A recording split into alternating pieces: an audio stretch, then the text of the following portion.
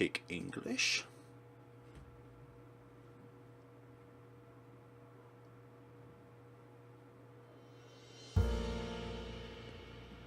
Hello everyone, my name is FlareBlitzed and welcome to the visual novel called 1000 Lies. One day, Kieran started receiving enigmatic emails from a mysterious sender, turning his everyday life into a mess of romantic comedy with psychological themes mixed in. What lies beyond the mystery he's been presented with? In the words of Henry Hay, Harry Hay, if you want to know the truth, then go find it. So we've got settings, load game, new game. Oops, oh gosh, I just completely messed up the resolution there. I think that's okay. Nope.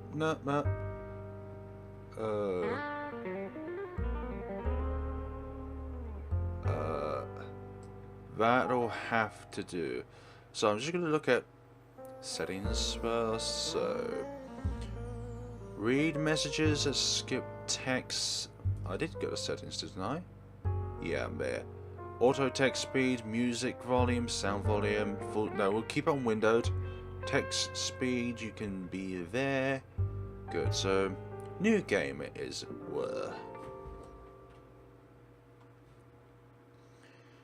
Aha. Good. It's got the traditional visual novel settings down here, so you can save anytime, load anytime. Auto is goes with the dialogue automatically at a certain pace. Skip means that you can just clear through the entire dialogue scenes if you've read it already, or you can choose to just skip all text regardless. Much like the origin of our dreams, three youths forged their friendships out of unclear beginnings. The innocence of their childhood souls know nothing of their ulterior motives that have that the jaded mind of an adult might have.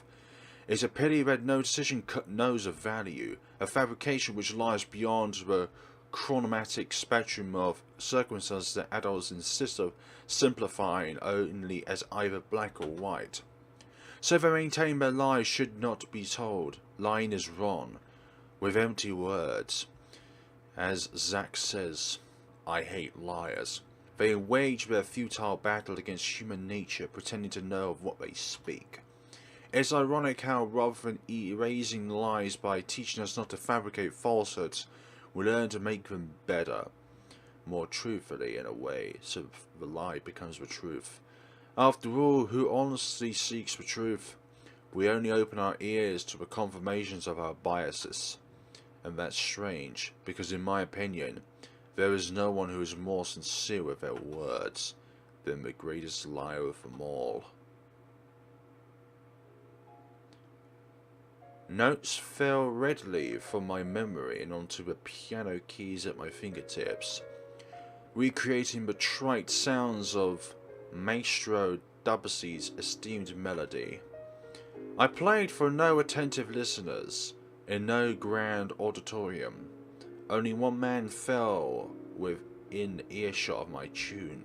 As weak as his words as with his posture, he shifted his eyes about in a mixture of fear and doubt. Even if I were to close my eyes, I could draw his features in the void with nothing more than my memories. Every feature, every pulsing movement, the signs of his face for age had yet to win its long battle against his youth. I could still taste the crisp, bittersweet flavour of my mind gave to the air on the day I found him, staring so intently at the starry sky, as if he wanted to leave the rest of the world behind. That infamous night, quietly overseen by Maestro Debussy, would change everything forever. No, I'm not pronouncing that name correctly. Come on, wanna go see how haunted that mansion really is? The boy could hardly contain his excitement as he spoke. His two friends, his only audience, frowned in response, reluctant to give him their answer. They couldn't be fooled by such superstitions as ghosts, nor were they motivated to spend their time disproving their existence. Yet somehow they just couldn't find it in themselves to say no to their eager friend, perhaps due to his eloquence, or to be frank, his persistence. Their entrance was held by abandoned spiderwebs, ramshackle walls and frayed curtains. Unfortunately, there were no spectres to speak of. The boy had little need of his ghosts now, though, for the trembling signs of fear that gripped his friends served more than adequately as his entertainment for the day. So an enrobed leader took point, taking his exploration party deeper into the dust-veiled interior of the old mansion. He brought his attention to a single book laid atop an aging podium, a sure sign that no pages of content were more worthy of reading than those found within the centerpiece of display. Its words were still legible, if only just, and apart from the rest of its treatise on keeping close relationships unbroken, it offered a dire warning. Desecrating that which does not belong to you will bring nothing but punishment. That which you love will inevitably become the greatest of your fears. When, during your syzygy, 3 elements must become 2, which one will you discard? It had been a spell from a witch's book. The 3 youths lacked the knowledge to understand it. Nonetheless, they would soon regret having brought life to the words upon the page. Seems to be a lack of characters within the game. We can only see words and scenery. And more words. From out of the darkness, shackles appeared and bound the 3 together with unbreakable chains that only they can see, doomed to keep each other's company entirely. 1,000 lies. This is only one of them. Hey, do you think I could learn to play the piano? Are you serious? Why should I bother to teach you? You have more time to learn than I have. No, that's not what I meant. I was just curious. Well, it's a simple question with a long and complicated answer, so here it is. No. What? Why not? Do you really need me to spell it out for you? You're the expert, shouldn't it be hard to tell me what's wrong? What's wrong? Oh, where do I begin? For example, those sausage links you call for your fingers. You think there's any instrument that would accommodate you? It sounds like you're just trying to make me go away. I've never heard of anyone not being able to play piano for such a stupid reason. I suppose it depends on your goals. You can bang away at the keys to your heart's content, for example. You're not very good at this pep talk thing, are you? No, the pianist is not probably good. It was a strange spell which bound the 3 youths together. Should they try to spread out and seek their own paths, the chains on their legs would grow tighter, keeping them together. But if 2 of them agreed to stay close to each other, they could grant the 3rd prisoner an extended length of distance. The links in the chains were uninterrupted by obstacles. They only enforced the proximity by which its prisoner must be held. Still, they could find a way to live with their curse with none but themselves being the wiser to it.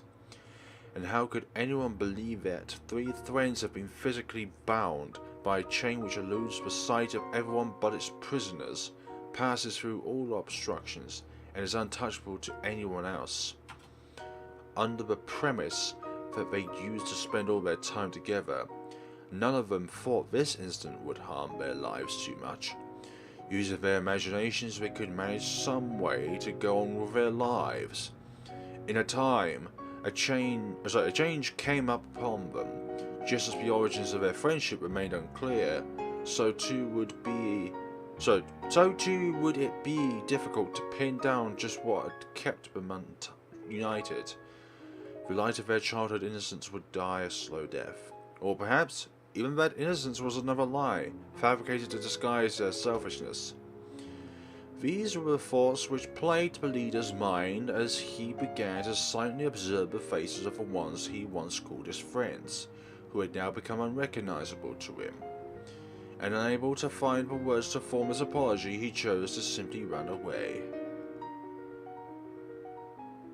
How can you run away when you're bounded by unbreakable chains, crafted by a witch? Come off it already. You didn't come here for a piano lesson. If you got something to say, spit it out already. But the kid merely choked on his words, unable to force his thoughts into the open air. You don't have to say a thing if you don't want to. You're a grown man and you can make your own decisions. You don't need me to tell you what to do. Just know that every choice comes with a price. I don't want you to come crying to me later as if I were responsible for your decisions. Through the corner of my eye, I could see that no amount of shaming language would drive him away, yet he still milled about in his own indecisiveness. I sighed audibly, making my displeasure with the status quo abundantly clear. Fine. Do you want to know what made me want to learn how to play the piano? It had been an impromptu change of subject. Surprising even myself, I was never one for improvisation. Bringing a close to the piano's melody, I pushed myself away from the keys. I raised my hands up, as if to display them alongside my words. I'll tell you what spurred me on to playing this instrument. It was after someone told me the most disencouraging thing. That with fingers as thick as mine, I would never be able to play any instrument. Lovely, lovely. You either have piano fingers or you don't. And people with like really round, stubby fingers, like short fingers, that's quite a difficult task, but I like to believe that my fingers are an appropriate length to be able to play the piano. Piano fingers. It really does help when it comes to the keyboard as well. Okie dokie, maybe this will be better without. Let's just see how this goes on and see if it will be better with or without the webcam. So he ran, struggling against his own loss of breath until the cruel chains trailing behind rose up to him to remind him of their limited length. But that would not stop him. Surrender was beyond his understanding now. No senseless witchcraft would be allowed to outperform his willpower. He didn't care about the blood or the pain. He would keep on running, empowered by his will, even if his leg were to break. You could just simply cut off the leg which the chain is attached to. But then again, wouldn't you just simply cut off the chain in the first place? The chain stretched with each step, with a metallic echo of the links breaking behind him. Groaning under the pressure, each link in the chain warped and bent to the breaking point, struggling to match the strength of his determination. So it was that the curse vanished into thin air, leaving no trace it had even beyond anyone together. Only then did he return to his senses to find that he had bled and suffered again, solitude in the barren land bereft of his peers. Even his footsteps had vanished in the trail behind him. He was truly alone. Never again would he be able to find the important people he had lost. So that was like an intro to the game. Chapter 1. 1,000 lies. And only 999 of them are problems. The only other lie. Based on a story that... based on a true story that should be true. Hi there, Ziva. Got myself in a pickle. Okay, hopefully that's better. Eden, I know how you feel about me, but music needs to come right down. And sound volume is okay. Yeah, that was a prologue. How many of these have we got? Oh, we've only got... What is... I think A just means auto. Tale of a beginning, it would seem to be. I know how you feel about me, but... I mean... We spent a lot of time together. It's fun being with you, but... Like, you're a great friend, so it would be better not to lose that. I'm sorry, Adeline. I don't know what I'm saying. Why did you have to confess to me here and now? Kieran. It's not you, it's me. Is that what you wanted to say? But the truth is, that until now, I was your second choice. The breakup in case the first didn't pan out, am I wrong? No, no, no. It's not like that, I swear. That's precisely the issue, Ziva. I'm tired of hedging my words with you, with everyone. I knew that nothing could ever be the same after confessing, after expressing how much I felt. I thought you would accept my feelings and I was happy. I couldn't believe that someone like me could connect with another person. Although now I could see that it was all fake. I have been thinking about it and now it's clear to me. One of us has been playing with the other's emotions without considering the consequences. And now you don't even have the courage to go back in spite of finding out the truth? Don't you see that was... Didn't you see that with that attitude? We can only hurt ourselves. I thought I loved and adored you. Now I'm not so sure. Maybe I was deceiving myself all these times we spent together. Or maybe it was just my lack of experience. The only thing I do know is that we can't keep going down this painful road. And even so, a part of me doesn't want to let you go. Even if that means we're only friends. Even knowing the suffering that awaits me. Kieran, what are you thinking? How could you say something like that? Whispers spread throughout the classroom. That doesn't sound like whispers, that sounds like a tormented scream. Hopefully that's better. I like to believe so anyways. This empty tale of a beginning. Tale of a beginning, sorry. My words are empty. Whispers spread throughout the classroom. As expected, we became the centre of attention and students from all of the nearby classrooms crowd around to eavesdrop.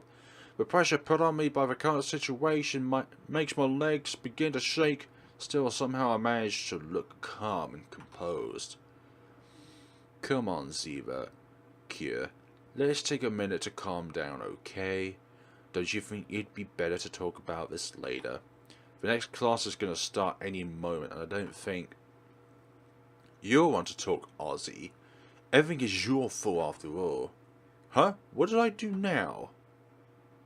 So you knew already? Nobody told me, if that's what you warned me about. I figured out on my own. I just had to put 2 and 2 together.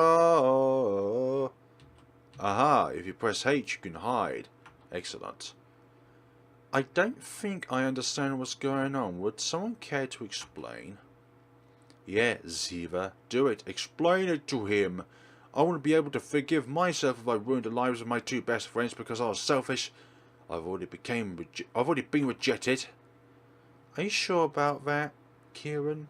I don't want to... Ziva put her hand on my shoulder as she tries to cheer me up. I nod to her to indicate that she can continue, and I choose to walk away, leaving them in silence. Pushing my way past a crowd of students and a teacher, I head into the hallway without ever looking back. I'm running away, I know, but there are times when being a coward is the only way to survive on the battlefield. From the hallway I can still hear what's happening on the other side of the door. I can hear the woman I love declaring her love for another man. The students inside the classroom suddenly erupt in various noisy reactions. The combined sound deafens everything else. Even then, there's still a sound I can't ignore. My heart's broken, leaving me feeling empty inside. Oh gosh, how foolish. I'm no more than a feeble... I don't know how to pronounce that word. Resigns to never leave its nest. My soul is sinking further into the drain of desperation, while the world keeps spinning. If you say so, my friend. I'm unable to bear the sound of everyone else's happiness. My sanity is blinded by jealousy, which in turn causes me to retreat into loneliness. I'm not even a third of the man I used to be. For what reason what reason should I keep this farce up? I'm sorry, Ziva. I would be lying if I said I didn't like you. What's the problem? There is no problem. You're beautiful. Any man's idle woman. I've dreamt of you many times, of us being together, going on walks while I hold your hand, even our wedding. I've dreamt of the house we would buy, the 3 kids we would have, the names we would give them. Ozzy? But it's impossible now. The truth is, I'm in love with someone else. So it is true. I had suspected it, but I couldn't believe it. She's here, right? That's right. I'm talking about the new substitute teacher. What the heck? Everybody's alarm bells go off in unison. Everybody's gaze shoot towards the entrance of the classroom. Standing there is the wide-eyed substitute teacher, ready for her very first class. The attention causes her to drop the books. A soft, stuttering noise is all that her brain could process right now. Regardless, she didn't need to say anything, not before she got cut off by a sudden hysterical applause. Great! How fantastic! I knew beforehand that something like this might happen. The silence is deafening. You can see the pity grown on everyone's faces. It feels as if the Grim Reaper himself has sentenced them all to an ill fate. You had wanted to confess before Ozzy did. Both of us knew what I'd been planning. And about his unrequited love for the teacher that the rest of the class hadn't even me yet. That's why we had to move on ahead. You're out of fear, and I out of despair. My words, parted by the sound of my breathing and accompanied by the sound of my steps, crashed down upon Ziva as I walked to my desk. Although the weight of her actions is crushing down upon her shoulders, Ziva managed to rise up again, purely out of self-pity. Despite knowing that you still took the risk, I don't understand you, Kieran. I don't think I ever will. In the end, it seems the 2 of us had the same goal. I guess we're more alike than I thought. No, we aren't alike. My hand clumsily reaches for something to grasp until I can clutch something, while my face twists into a distorted smile. I convince myself that this time, I'll really win and I won't let go. I can prove to you that my love is real. I can show you just how strong my resolve is.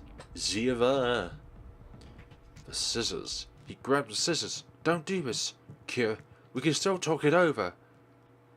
Kira, no. No.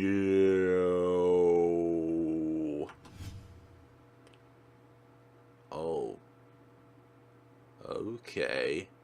Taking my own life. I mercilessly pierced through my chest. I thought I was empty inside. But my hands were stained with blood. I guess I couldn't change how I feel after all. Oh dear. 1,000 lies. Goodbye, my beloved one. Ziva. Jiva. Well done. It's over. Mission accomplished. Kieran is dead. Thank you all. I hope you had as much fun as I did. The spectators begin to clap. Due to Ziva's popularity receives most attention. You can only hear them cheer her name. Seeing her play that kind of role is something new and bold, something the audience excitedly welcomes. A job well done. There's no better way to start the day, right, compranio? Ozzy helps me to get up. When I shake off the ketchup on my clothes, my shirt is a complete wreck, but what could I do? It was a small price to pay in exchange for some laughs. You aren't known as the class clowns for nothing. We eat pranks like this for breakfast. You wouldn't yourself. You were beating around the bush too much. What the hell is that all about? With the wedding and the kids? Believe me, bud, it's not every day that you get a confession from Ziva, even if it was just acting. It's totally normal to start picturing things like a wedding, and our fourth... Didn't you just say 3? Was it 3? Yeah, there was 3. A lot of things have happened since then, companion. Ignoring my friend's reproductive capacity in this dream world, I try to get for class attention. The show may be over, but the blip still had something left to say. Please listen. I have something to announce. Be quiet until I'm finished. Ladies and gentlemen. And Ozzy. How am I not a gentleman? Thank you for coming to our little production. I do hope you will enjoy it. But we mustn't forget to whom we dedicated this practical joke. Someone who also had a small role to play. A round of applause for our already beloved substitute teacher. Please come up to the stage and introduce yourself. We don't even know your name yet. The target of all the shouts and whistles, our victim stands petrified against the wall, even paler than before. At first she appears frightened, then she frowns until finally she scrolls and begins puffing air out of her nose like an enraged bull. What other reaction could we expect from our little prank? Right, the 3 of us end up in the principal's office. No bloody wonder. 1,000 legs. It's now recess at the institute. Ozzy and I go out for a walk outside of the school's grounds, one with no particular destination in mind. Through the street that serves as the heart of our small town. It has to become our routine. It's not even that big in the first place, but we live in a modest European town whose inhabitants thrive off a rich history and modern-day political lies. I've lived here my entire life, and the only positive quality I can think of it is the fresh, unpolluted air. In other words, it's really boring here. Although it's still better to die of boredom than try to deal with the little brats back at the school. Damn, I never expected for it to end so badly. I didn't think it was a big deal. Even though we're pranking everyone more often than before, we haven't done anything too terrible. I guess that's just the risk we took with doing it to a new teacher. Some people take life too seriously. The comedian standing next to me is Ozzy. He's a perverted, narcissistic guy who can't decide whether he loves women or his own reflection more. He called himself a lady killer, and I confirm that it's true in a literal sense. From shock and terror, literally. Usually. Well, to be honest, I know he has a reputation as a womanizer. Oh gosh. I never liked anyone who was like that. Around the school, but from all I've seen, I'm skeptical. He has stuck to me like a parasite ever since I transferred to his school. A few years ago, since then, just like with our little play, we've wasted our time putting pranks and being dumbasses together. I'm just faking it. But he really has a natural talent for it. Because of our infamous endeavours, no one can take us seriously. That's why we're known as class clowns above all else. In all the years we've been studying here, we've never gotten into any major trouble. Just sometimes we get lectured or complained at. The fact that Ozzy, although it may seem impossible, has the highest grade in his class probably has something to do with it. And well, I'm just a pretty face, I guess. I'm a lucky guy who knows how to escape before the smoke sets off the alarm. But it seems we've scared the new teacher a little too much, especially by pretending she might have an Okay. But what else should we have expected from an age that places pretenses on political correctness? Real issues are shrugged off while everyone is off living with their own bubbles, dreading that someone may try to pop it. Basically, right now they're discussing where they should chop our hands off and which weapon to use, axe or guillotine or memes. I don't regret it though, it really wasn't that bad. They're just too sensitive, man. Hey, are you listening to me? Are you doodling again? Every time I get distracted, you always have your nose in that notebook. Yeah, it's a fourth wall breakage there because we were introducing this character to you guys. It's impressive how long it can take for Ozzy to notice his surroundings. Since we left, I've been waiting in the small pocket-sized So, writing the small pocket-sized notebook that I always keep with me. And no, I wasn't listening to him. I don't consider it healthy to pay attention to him anyways. I've asked you a couple of times already. Are you going to show me what you're writing eventually or not? We've been friends for like 6 years? Still, you've never let me see it. I puff and close the notebook with my thumb and index finger. It's a question that I should expect by now, seeing as this fixation of mine usually catches everyone's attention at some point. No, it's not weird to write entries in a diary or to just jot down ideas, neither of which was what I was doing. It's only because I do it so often, but it's even noteworthy. Let me write that down in my notebook. What am I writing? No, Ozzy, your question isn't correct, seeing as I'm not the one who's writing anything. It's my hand.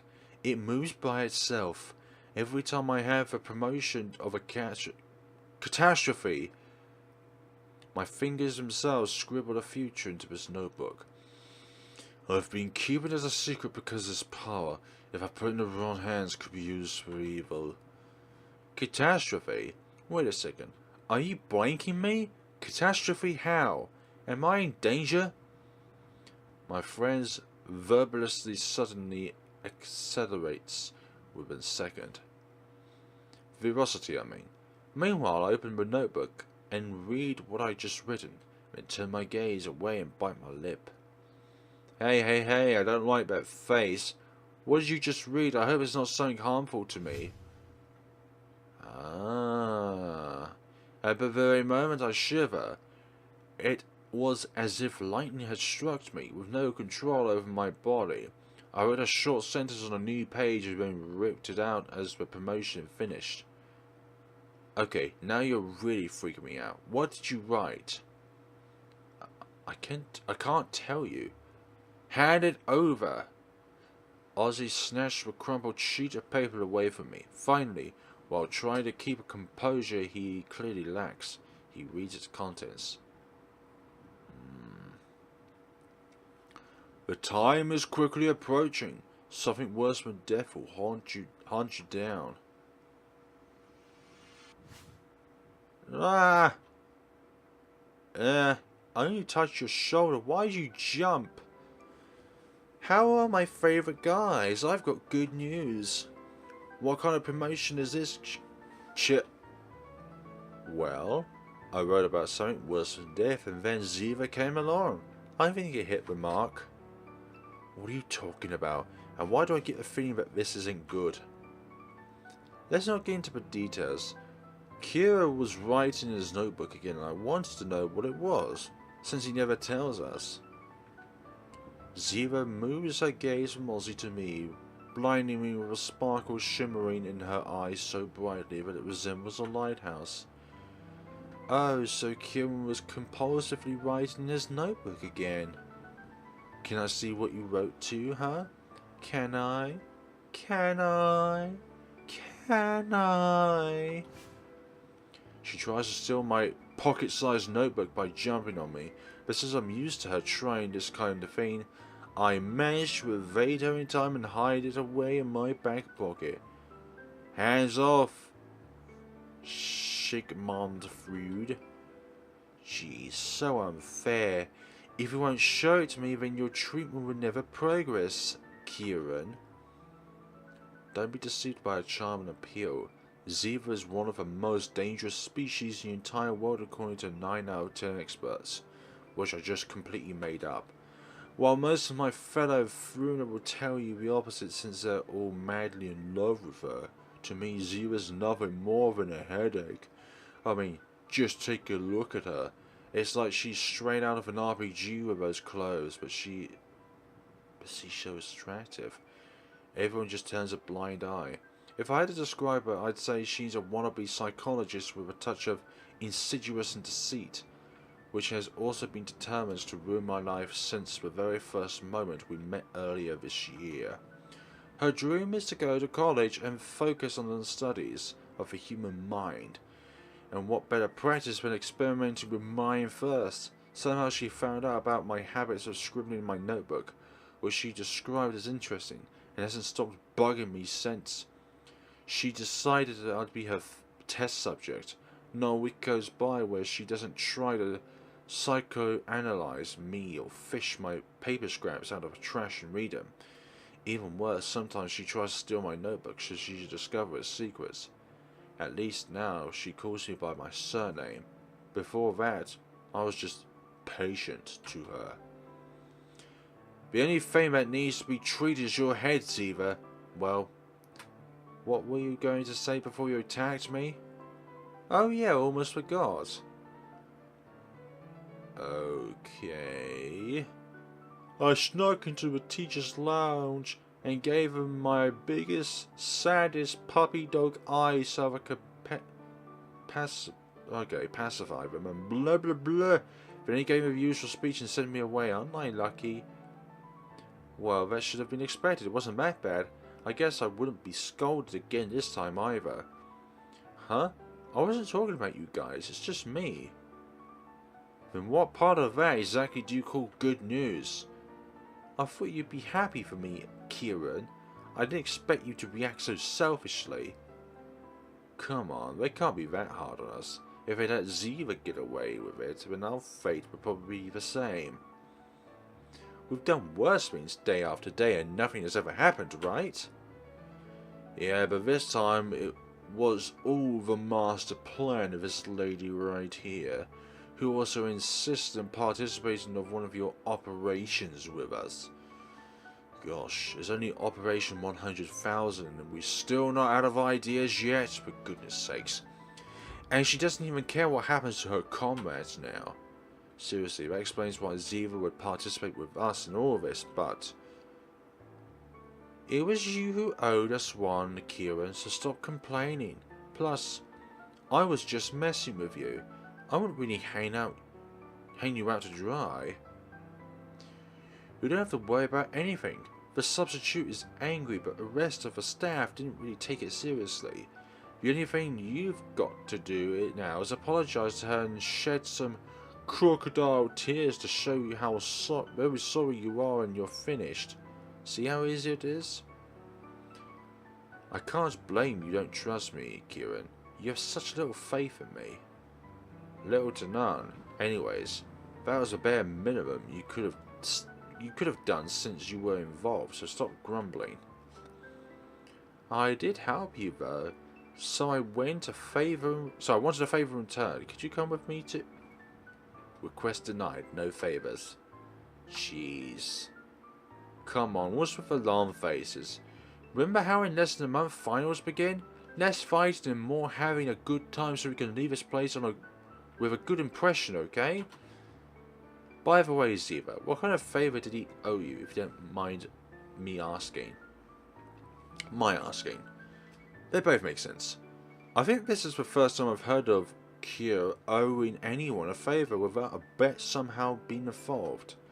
Hell, not too long ago he wouldn't do anything unless there was a bet involved. Okay. Oh, it was nothing. I just asked my uncle if he knew about a certain package since he works at a post office. Speaking of which, you never did tell me what that was all about.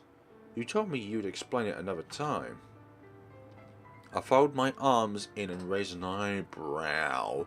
Resign myself to answer despite my clear lack of interest in all of the play. It's kind of a bad, whatever that word says out. I'm not good at reading certain words like that. Anecdote? But I guess we have the time anyways. Both Ozzy and Ziva look at me expectantly. Their interest couldn't be more apparent. I initially resist, but end up yielding to the pressure. Alright. I'll tell you everything, but I'm warning you, it's just a depressing love story. A love story? You don't have to tell the entire world, you know. I was aware that my young and pure Kieran had already become a man. It must have been due to my benevolent influence.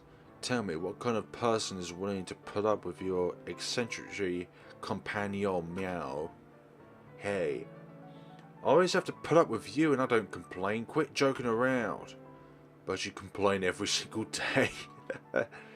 Yep. Could you please stop beating around the bush? Could you please stop going around this roundabout approach to a simple yet effective conclusion? Okay, straight to the point, I get it. I clear my throat before starting. Let's see. It all started this one night. I was inside my warm and comfortable room. But your room is a big state, I've seen it. Warm and comfortable as I said. I was surfing the tortuous streams on the internet when my eyes fell upon a small ad, hidden under millions of nip posts on a nip forum. That's when I saw her, the most beautiful of all muses, the most lovely of all creatures in this calamitous world we forced to live in. Oh my god, it's a figurine. A super rare limited edition figurine carved by God himself. Don't tell me that you fell in love with a figurine. You're dead to me, Claire. You hear me? Dead. It was limited edition, okay? Ah, that changes everything. What is wrong with you? Are you going to let me finish or what? Not even memories are respected nowadays. You humans disgust me. For heaven's sakes, can you please just finish? As I was saying, tribulation soon came to pass. Price, loads of money.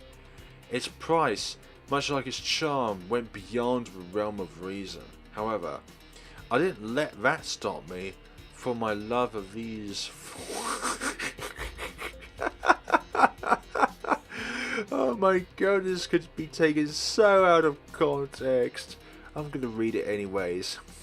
However, I didn't let that stop me from my love of these 4 inches apart. Soft, solid, shapely plastic outweighed the death nails of my wallet. Although I'd now condemned my soul to future insecurities, my heart was affolded with grace and I hit purchase. Now I see where this was all going. Huh? Seriously? Well, he never got his delivery, that's why he asked me if I could ask my uncle to check it out. But that doesn't make sense. Couldn't you just ask the post office yourself? Here's the problem. I didn't order it under my name. I bought it under my dad's credit card without him knowing about it, kind of. So I can't even pick it up. That's a job I'm imposed upon myself right now. You can leave your snot rags and tear tissues in the garbage to your left. Thank you very much. Okay, someone's had some lonely times in their room. Now, round of applause. You stole your father's credit, son. What a model son you are. Yeah, I'm not proud of it, you know. I regretted it afterwards. I plan on paying him back, but I couldn't do anything if they lost the postage. The package. The weirdest thing is how on the website I ordered it from, the shipping page instantly indicated that it was delivered, signed for and everything. How is that even possible? I didn't know, but there's another mystery. That's another mystery. Ozzy, your phone is one of those high-tech ones with internet and stuff, right? Could you lend it to me? Sure, give me a minute. Don't tell me you don't have internet on your phone in this day and age, Kieran. My phone was more useful as a hammer than for communicating. Look at the biceps I got from carrying that thing around. You probably have more muscles on one side of your arm than the other side. Anyways, on one arm I mean. The truth is that it broke not too long ago, and now I've got to buy a new one. But I'm lazy and in no hurry. I'll get a new one when a sale comes around. What an old timer. How is it even possible for someone to live without a smartphone nowadays? You can come back to the future any time now, McFly. Yeah, don't try to reason with him, Ziva. He's a lost cause. Here you go, Kieran. Do you know how to use it? Ozzy then shows me an app to check my email with just like he... No, sorry, Ozzy then shows me an app to check my email with just like I asked him to. I enter my email address and password with ease on the touchpad, and open the very first email in my inbox before presenting the screen to my classmates. Is that a threat? The email says the following. From Harry H. H.H1927 at mlet.com to Kieran. Subject, not for everybody. Can a figurine really come to life and disappear? If you want to know the truth, go find it. This Monday after classroom, come to the playground in the deserted neighborhood. Good luck meeting your first decision. After both of them read it, I hand the phone back to its owner while he's still in shock. What's that supposed to mean? That's what I'd like to know. It's almost like someone's challenging me to a duel. Oh dear me. Tale of a not so sad past. Well, it does sound really sad. Those figurines are not cheap. This is insane. You ordered a figurine? You didn't kill anybody? You didn't kill anybody, right? A lot of people every single day. I haven't been a professional hitman for the last 13 years for nothing. Don't look at me like that. Of course I hadn't. Yeah. So who is this Harry H, if I may ask? Don't ask me. I don't know any Harrys. Not to mention that you used one of those free emails that anybody could create. Sorry about that. So there's really no way of me to know. What are you going to do? I can't see the police investigating the kidnapping of a plastic figurine. It must be some kind of joke. Some internet friend must have known about it and decided to pull a prank on me. You just going to ignore it? Of course, I'm not stupid. Aren't you curious? I'd like to take a peek, but I don't want to go alone either, just in case. I can live without knowing. I'm just upset that someone would pull a prank like this after my loss. Doesn't anybody respect true love these days? That's the problem with you, Kieran. Everything outside of your comfort zone bothers you. Preparing a surprise party for you must be hell. If it's just a joke, then you should laugh about it. Maybe even go there. It could be fun. What could go wrong, eh? You are the embodiment of Dr. Pepper, Ziva. I have nothing against surprises, but when nothing goes my way, then of course it's gonna upset me. Anyways, how do you manage to turn this into an improv therapy session? Just so that you know, I hate you. Maybe therapy? What makes you think that? In fact, we can change subjects and talk about something more interesting. For instance, did you notice that during that anesthetic you shared with us, you displayed symptoms of that, compulsive buying disorder and paraphilia? Okay. And you don't have a smartphone? That's the worst part by far. Actually, that's something for me to look up what the meaning of that word is. Maybe it's similar to pedophilia. I don't know.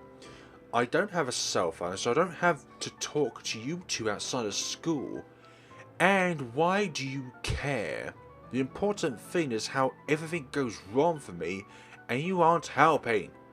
Well, we've killed enough time here. We should probably head back to the classroom now. With the intention of leaving before Ziva had the chance to toss me on a couch, Ozzy stops me with a question. Hey Kieran, before we go, I'd like to know one thing. If that notebook doesn't make you clairvoyant, what does? I chuckle in response. I wrote 2 short notes on different pages and I tear them off, handing the first one to Ozzy. I'll give you a hint. It isn't actually clairvoyance, but something similar. I pat him on the arm. bidding him farewell and leaving him behind as he reads the note out loud in a hushed voice. You don't have to flirt with Ziva when I'm looking away. What do you mean?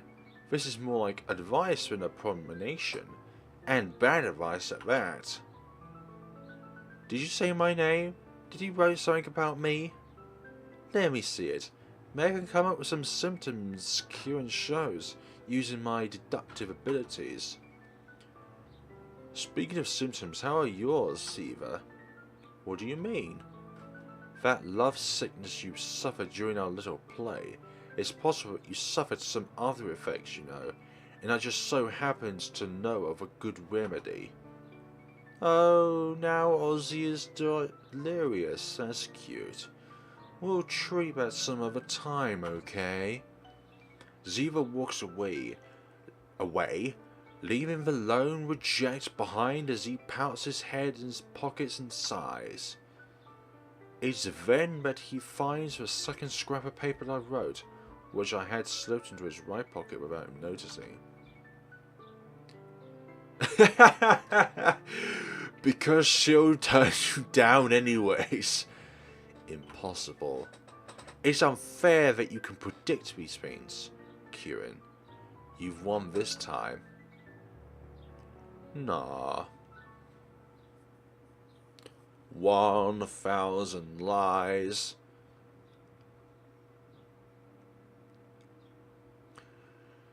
It had been a while since the day's lesson ended, and I went back home, but that very afternoon, I would have to pass by the school again. I leave the clinic that's next door to my school, and I decide to take a detour through the scenic route. There's a park with a small pond located behind the school, and I like to wander there from time to time.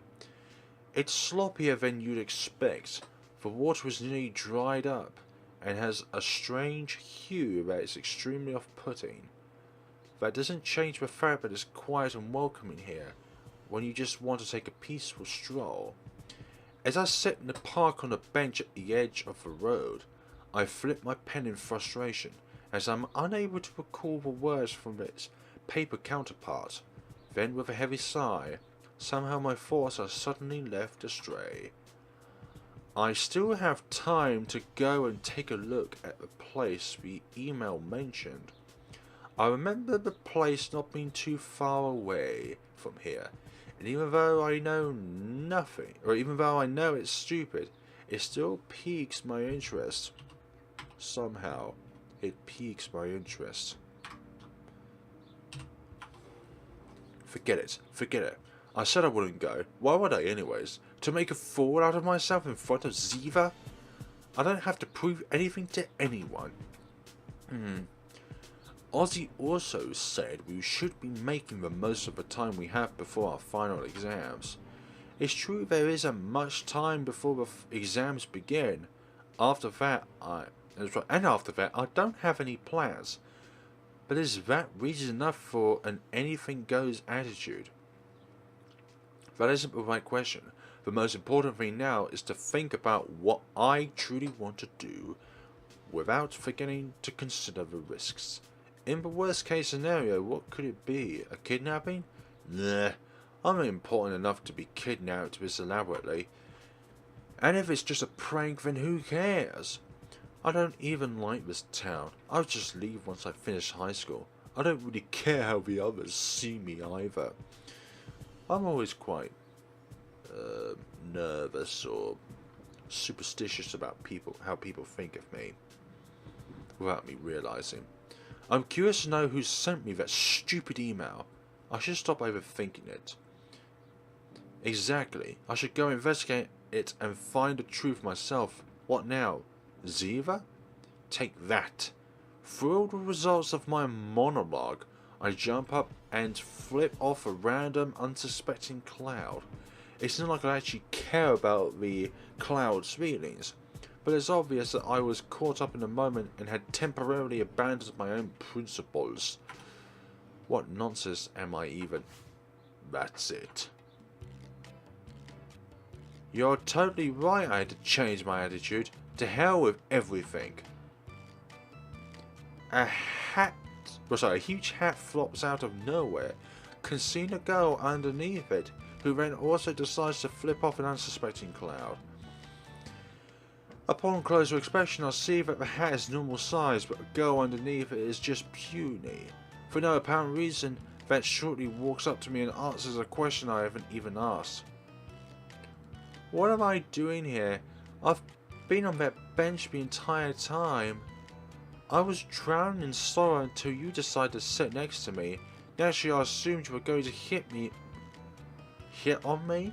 In fact, I don't know why it doesn't happen more often. What, you wanted that? No thanks. Although it's a pity that you just had to be so ugly. No hard feelings, but I have high standards. Listen here, Hat Girl, it doesn't mean that you're also a looker either, you know. Bloody ungrateful. Whatever. Is she making fun of me? That's her name now. Well, I mean, you're intriguing in your own way, yeah. Isn't it good to be so forceful? First impressions aren't everything, girl. Can I go now, please? The important thing is that you aren't a... Okay, you came to cheer me up. I don't know how you knew what I was thinking, but your words have inspired me. Thank you so very much. Alright, I have no idea what's going on. It seems that when I sat here, I didn't realise someone else was sitting here too, and now she's thinking I was talking to her all along. That's what I get for thinking out loud. Normally people would think you're crazy for doing so. You never expect to attract crazy people. I don't know who she is, but I need to stay calm, like she's a predator. I mustn't let her smell my fear. Sniff! Crazy do not touch. She's sniffing me! I don't know what this girl's been taught, but obviously it is very warped. You smell like a good person. I think I'm gonna like you after all. You have a better chance than I initially thought. You should be proud of yourself. You're scaring me. I'll do like you said and just enjoy the moment. My condition shouldn't be an obstacle, and overthinking it isn't going to solve anything. Right, so it's been a pleasure finally meeting you face to face. Until next time. Thank you again. She leaves as suddenly as she appeared. I would like to say something in reply, but I'm speechless. In fact, I think I peed myself a little. You smell good. Anyways. Tossing aside things I'd rather forget, I'm here to check this place out because of that mysterious email. I was thinking there'd be a cowboy or someone to challenge me to a duel, but nobody else is here. I should have known that, considering where I am, in an unfinished neighborhood. They started building a ton of complexes here a little less than a decade ago, but they blew the budget before finishing them. This playground is one of the few things they managed to finish, but with no one living around here, it's no wonder that it isn't popular. I can confirm it personally, since I usually pass close to this area when I visit the library, and I've never seen anyone else before. It seems that I came here for nothing, or at least, that's what I think until I spot a leg hanging out amongst the tubes, rails and slides. Keeping my distance, I sneak around the playground, trying to find out who the leg belongs to. And sitting there is a girl. I immediately recognize not her identity, but the gesture she's making. Between her fingers she's holding a pencil, which she uses to trace lines along a sketch that's propped up against her knees. While listening closely, I can hear her humming. Sometimes she rubs her pencil against the lips while in thought, or looks away from a sketchbook to view her subjects from another perspective. Sorry about the dribble, I didn't mean to come across there. She doesn't seem to notice my presence as I hide behind a tree, planning the best course of action. Alright, Kieran. There's nobody else around here, so she must be the one who sent that email. Or at least, she must somehow be involved with it. So I go out, wanting an explanation to that email. Seems so easy enough. As soon as I begin to emerge from my hiding spot, I immediately jolt back behind a tree. Wait a second. If she's waiting for me, then why is she sketching here? She seems too immersed in her drawing to be waiting for someone. She hasn't even looked at anything but her paper and subject. Actually, it must be difficult to see much from her vantage point. If she's waiting for me, it'd make more sense to wait from where she can see the entrance. Another possibility is that she wants to ambush me. That account for why she's hidden. Then maybe she got too caught up in her art to forget about me. Forget about me? In that case, I should try to catch her off guard. Why am I overthinking this anyway? I have the upper hand here. I just need to move first.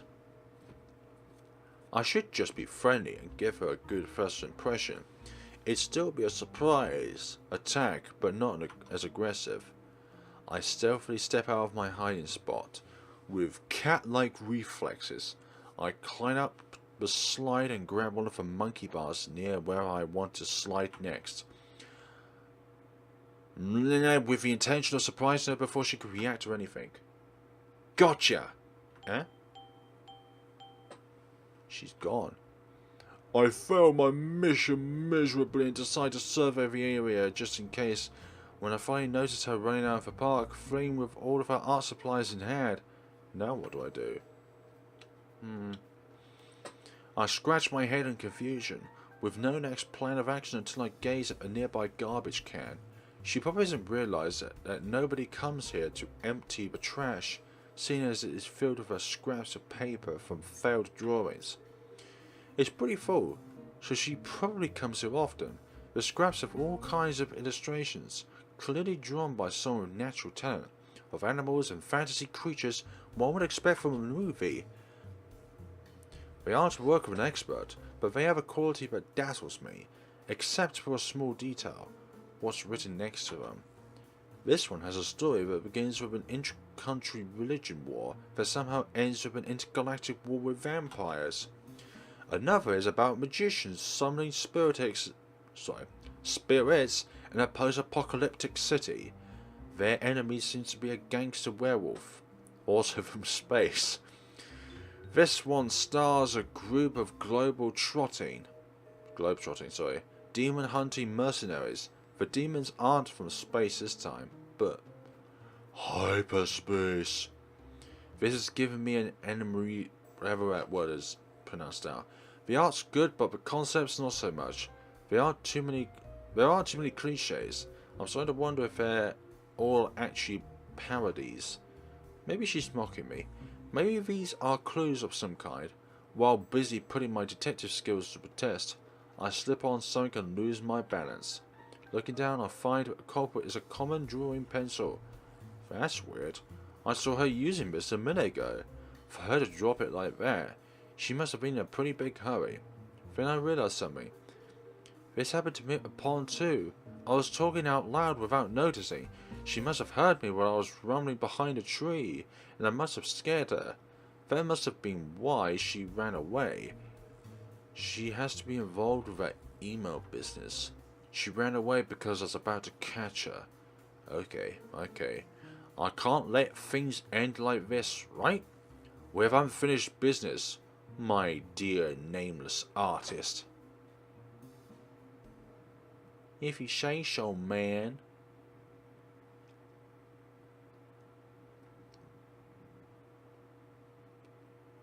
And it's a good place to end off here. No, wait, what am I doing? I mean, yeah, okay, maybe I just caught up in all of the excitement in 1000 Nights. So thank you so much for watching, folks. This is a pretty good start, I would say so myself. And the story itself is, well, the prologue was, the interlude, however you want to call it, before the first chapter commenced. It was quite I don't know, it's quite enigmatic and quite confusing to keep up with, because both the prologue and prologue comes after, doesn't it?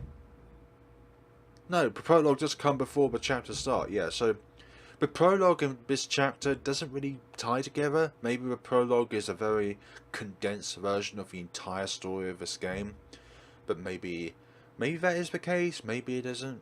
Maybe I'm just overthinking things. Maybe I'm not thinking enough. So thank you so much for watching, guys, and we're going to be seeing each other on the next time of 1000 Lies. Have a good day and take care of yourselves.